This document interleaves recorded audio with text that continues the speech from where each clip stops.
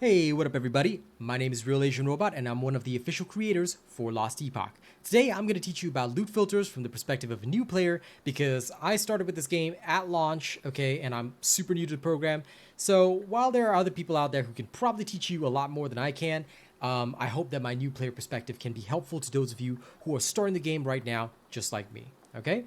What is a loot filter? Let's start there. What is a loot filter? A loot filter basically is a built-in mechanic in this game that will help you either show, highlight, or hide items that drop, because you're going to get a lot of drops from enemies and not all of those drops are going to be useful to you.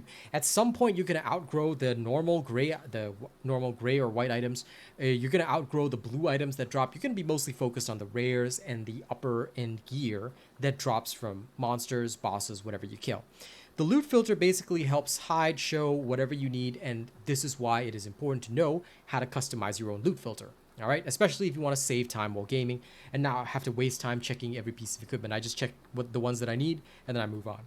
Okay, so how do you design a loot filter from scratch?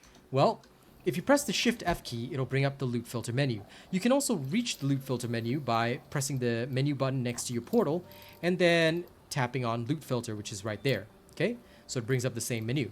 Now, when it comes to loot filters, my current loot filter already has a couple of rules in it. This is just a really basic loot filter that I'm using for now. But what this particular loot filter does is that it will hide all blue, which is magic items. It will hide all normal items, which are the white colored items. And it will show all rare, unique, set, and exalted items with particular affixes that I'm currently searching for my necromancer.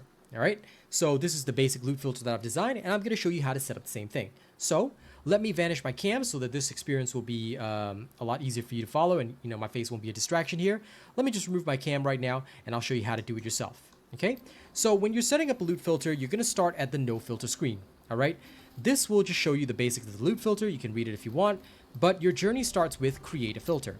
When you create a filter, you can either import some filters or paste information from the clipboard. This is for those that are doing more advanced stuff, and if you're like following people from more advanced websites that may show you these filters and things like that, you can import them that way. But I'm going to show you how to create it right from scratch. So create new filter. Okay, this filter is going to be created from scratch. You can name your filter whatever you want. So let's name this one filter made on video 1440p, and the description is for my viewers. Okay, so you can give it and assign it any icon you want. So let's give it a star icon, and you can assign that icon any color you want. So let's give it a red color, because red, well, pink, I guess. Is it red? Yeah, it looks red to me. All right, reddish pink. That is my favorite color. Well, red is my favorite color. And there you go. So this is now your blank loot filter with no rules. All right, how do you go around adding rules to your filter? Well, just hit the add rule button, and then you'll see this menu. So from this menu, you can choose. The first, you have three functions: show, hide, or recolor. Recolor will basically recolor whatever you see to whatever color you pick. So for example, let's say a rare item is normally yellow in color when it drops, right? You can recolor it to say green if you want. It's up to you. All right, you can do whatever you want as you please. But here's what I prefer to do. What I normally do is I will show or hide. The first thing you're going to learn is hide. What you want to do is you want to add a condition to your hidden, to whatever you want to hide, right? So generally you will go by rarity. If you want to hide normal and magic items, you can put both of them in the same rule. I know I had separated it before, but that was just to test things. You can actually choose to hide items that are rarity, say normal and magic.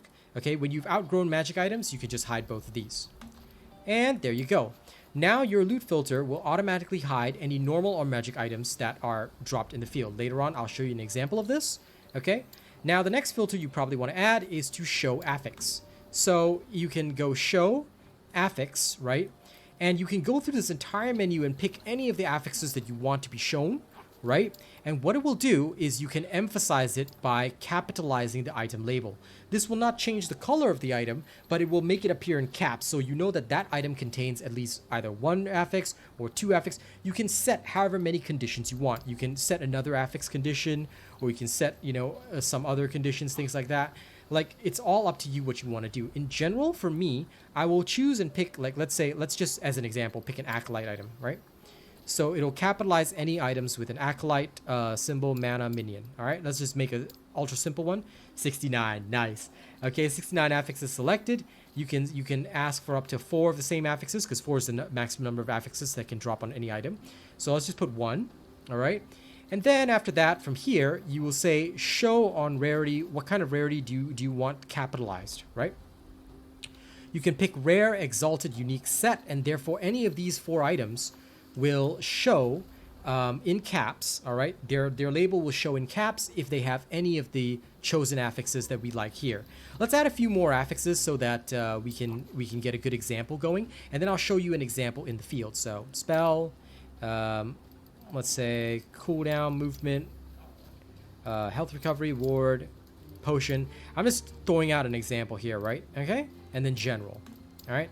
So there's 97 affixes selected. We add that, and then now you've got, basically it's the same as the rules that I had before, except that the high, normal, and magic items are collated into one. And then you've got show all rare, unique, set, exalted items with, say, 97 affixes that we've chosen. Okay?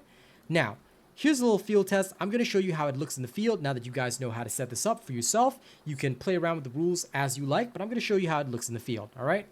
BRB. So if you look in the field, the Slayer's Curse of Authority is right down there. Okay, it's in caps. And if we hover over it, you can see that it comes with minion melee damage, minion bow damage. You know, these are some of the stats we were looking for. So its name is in caps. All right. Now you'll also notice down there with the corpses. Do you see the corpse down there? All right. There are some blue and white glows here. Okay, these are items that have dropped, but notice that we cannot pick them up or interact with them. This is because our loot filter is currently on. Because our loot filter hides normal and magic items, and assuming that these normal and magic items are items that you don't really care about, or you know, you can even add like the type of equipment. So item type, you could say like, I don't want to see one-handed weapons, two-handed weapons, offhand weapons, armor, but maybe you want to see accessories and idols. You can actually leave all that on and add this condition in, right?